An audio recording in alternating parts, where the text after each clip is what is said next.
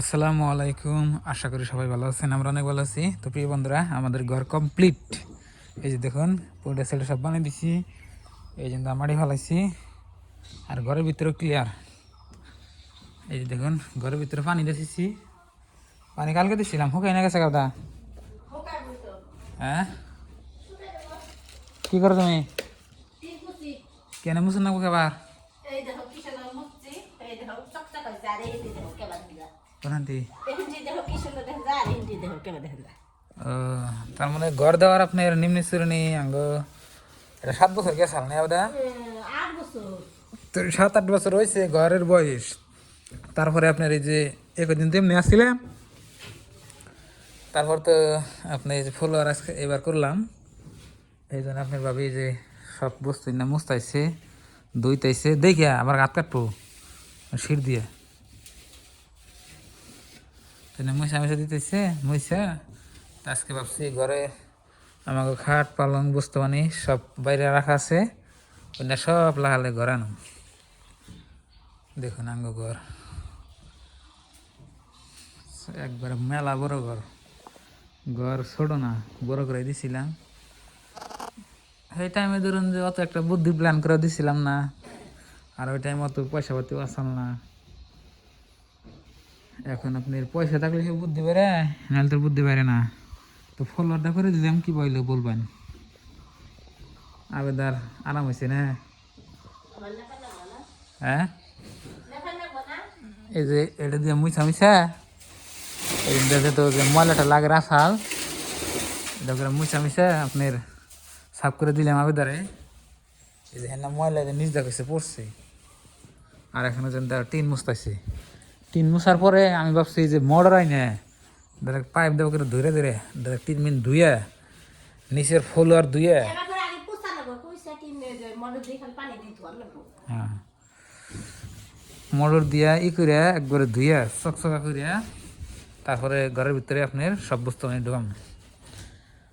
তো বন্ধুরা, এইভাবে যদি আপনারা ঘর বানান তো কত টাকা খরচা হতে পারে তা আপনাকে মানে জানার দরকার আছে।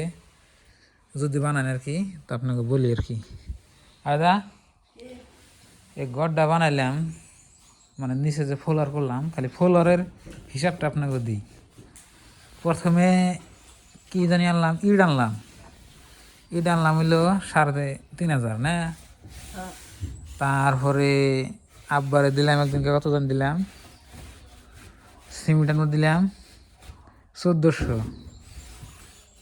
হ্যাঁ, তারপরে জানি আর কি আনলাম, এনে যে রান্না বান্না করতে হয় আর বেশি লাত রাখছেন যে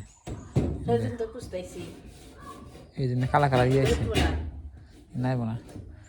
তো 3,500 টাকার ইট আনলাম। তারপরে একজনকে সিমেন্ট আনার জন্য আবার দিলাম 1,400।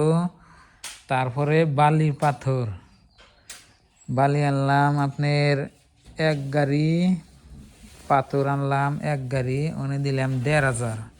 তো আপনারা মনে করুন কত টাকা খরচা গেছে আর কি, আপনারা হিসাব করবেন আর কি, আমি আপনাকে কইতেছি। তারপরে মিস্ত্রির হাজিরা দিলাম একদিন 1,400 গেল।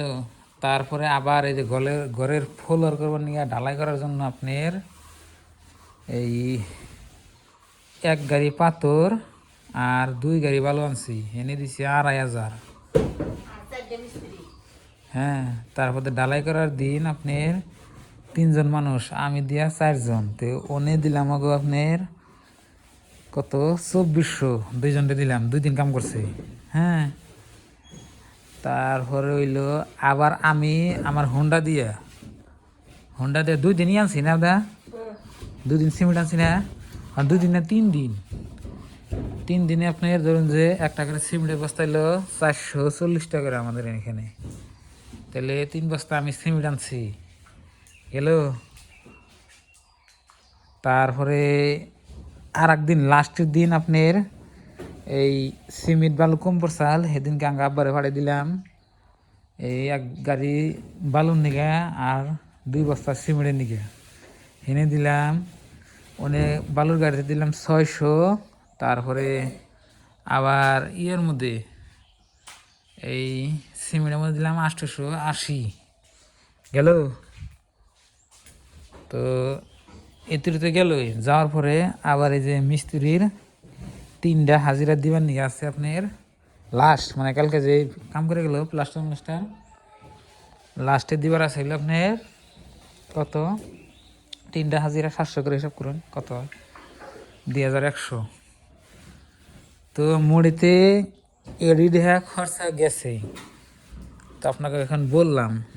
এখন যদি আপনারা হিসাব করেন ব্যক্তি মুড়িতে 22,000 23,000 টাকা হানি আপনার খালি যে ঘরের যে ফুলওয়ার 22-23,000 হানি টাকা গেছে আর কি। তার মধ্যে কয়টা বস্তু মানে বাঁচছে আপনাকে দেখায় কি কি বাঁচছে। বাঁচছে দেখা দিয়ে আর কি যেটি বাঁচছে। তো প্রিয় বন্ধুরা, ঘর তো একবারে বাড়ি ঘর হিজি বিজি আপনারা জানেনি, এখানে আর কি কমু। এই যে দেখেন পোড়াটা ইডা, হ্যাঁ এখানে আমার 100 ইডা বেঁচে গেছে। তারপরে এইখানে কুতুড়ি পাথর, এই যে পাথর দেখতেছেন গিট পাথর, এটি বাঁচছে। তারপরে এখানে যে বালু, এই বালু কটা বাঁচছে। আর এখানে যে ঘরের যে ডুয়া কাটছিলাম এই ডুয়ার মাটিগুলা, তো এই মাটিগুলো আপনার এই যে চারের সাইড দিয়ে দেন কিছু, এই যে আমি 5 মুড়ে দিয়েছি আপনাকে দেখাই। আর বালু পাথর যে বাঁচছে আমি ভাবছি যে কলের পাটটা মাটি ফালিয়ে দিন, মাটিগুলো যাচ্ছে না মাটি দিয়ে এমনি ডালাকে এরকম পাকা করে দিন, আবার বেড়া দিয়ে দিন গেল। তারপরে এই যে মুড়ে দেখুন, এই মুড়ে মাটিগুলো বাঁচছে, এই যে আমি সাইডে দিয়েছি একটু চাকরিয়া, আর না মাড়ি হরিয়া নিয়ে জানাবো বাড়তে। তো যেটি হিসাব দিলাম আমি যে রেগুলার কাম করছি আমার বাদ দিয়ে আদা পাইপ আনাম কি মোটর পাইপ আনি, মোটর আনি ঘরে জানি। তো যেটি হিসাব দিলাম তেড়ি গেছে আর কি। আর যে লাস্টে আপনি কটা ডালাই বাচ্চাল এই সিস্টেম করে এই জন্য দিয়ে দিছি ঘরের সামনে আর কি। আর এই মাড়িগুলো দিব আমি এই ঘরের মধ্যে, আর ওই যে অম্বুরা যে দেখলাম মাড়ি ওই সাইডে ওই জড়ি ওই মাড়িগুনায় এই যে দিব এনে আগে রান্না বান্নার ভিডিও শুট হয়, আপনারা দেখেন এনে বস্তু হরে ঠিকঠাক করিয়া সুন্দর করে তারপরে আপনাকে দেখেন। তো যেটি খরচার কথা কইলাম ওটি খরচা গেছে 1 টাকা, আমি মিথ্যা কই নাই। আর জায়গা বুঝে কত কত জায়গায় বেশি যায় হারে, আর কত কত জায়গায় আপনার কমও যায় হারে। কম যাবে তার মানে যে জায়গা যে বাড়ি বগলে হয়তো গাড়ি টাড়ি ভাড়া লাগবে না, হয়তো মিস্ত্রির খরচা কম, ইলা দাম কম, ইট ভাড়া বগলে আছে হ্যাঁ। আর আমি এখানে মিস্ত্রির হাজিরা হলো 700, মানে 700 টাকা করে হাজিরা দেন আগে মিস্ত্রি, আর লেবারের হাজিরা আপনি 500 বর্তমান যেটা আর কি হাজিরা চলতেছে।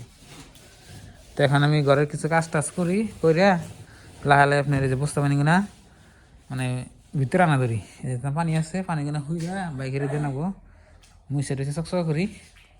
তো বন্ধুরা, কালকে ভিডিও আমি আপলোড করি নি এই চ্যানেলে, একটু ভিডিও দিছি, তো আপনারা দেখে আপনাকে ভালো লাগা নাই নিশ্চয়ই। তো এখন থেকে আপনার ভালো ভালো ভিডিও আইব, খালি ঘরটা ঠিক করে নই।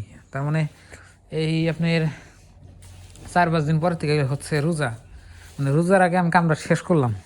তাও যে বাইরে যে না বস্তা হরা করা হয়ে রয়েছে অন্য হাতে আপনার, তার না হলে 2 দিন লাগবো না দা, 2 দিন লাগবে আর কি।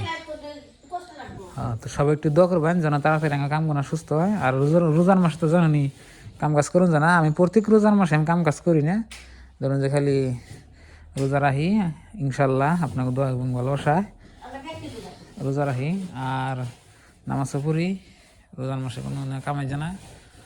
আর ইফতারের বস্তু মানে জোগাড় টোগাড় করুন নাকি আমি মেলা কিছু আর কি। তো ভালো থাকবেন, সুস্থ থাকবেন, তাহলে কাম আরম্ভ করি। হ্যাঁ, তো বাই বাই, আসসালামু আলাইকুম। তো সবাই একটু দোয়া করবেন।